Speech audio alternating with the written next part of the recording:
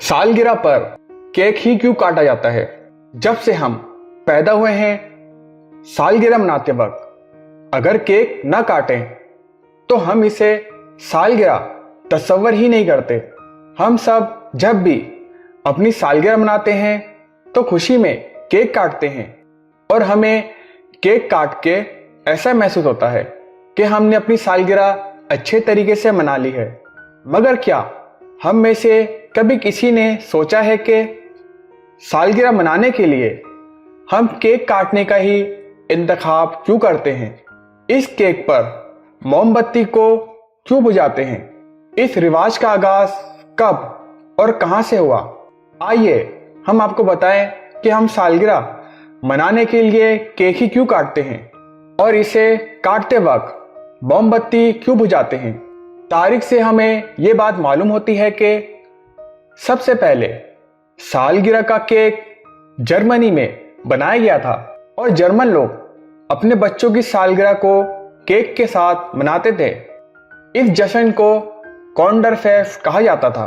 इब्तिदा में केक मोटे रोटीनुमा चीज की तरह होते थे, लेकिन वक्त गुजरने के साथ साथ इसमें मीठा इस्तेमाल किया जाने लगा और इस किस्म के केक को उस जमाने में जबरटिफ्टा गोटन कहा जाता था।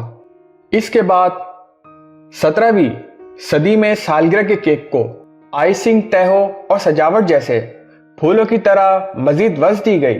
ताहम आला किस्म के इज्जा की वजह से इस किस्म के केक को सिर्फ दौलतमंद और आला तबके के लोग ही खरीदा करते थे, क्योंकि ये बहुत ही महंगे होते थे।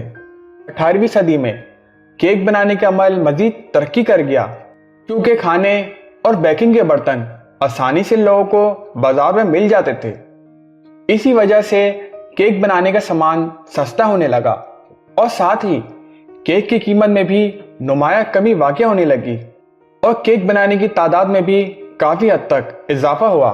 केक पर मोमबत्ती लगाने की रिवायत वक्त के साथ साथ सालगिरह को मनाने के तरीके में जिद्दत आती गई और केक काटने की रिवायत के साथ साथ इसमें एक इजाफा भी किया गया, जिसमें सालगिरह के वक्त केक पर मोमबत्तियां लगाई जाने लगी और केक को काटते वक्त इन मोमबत्तियों को फूंक मारकर बुझाया जाने लगा।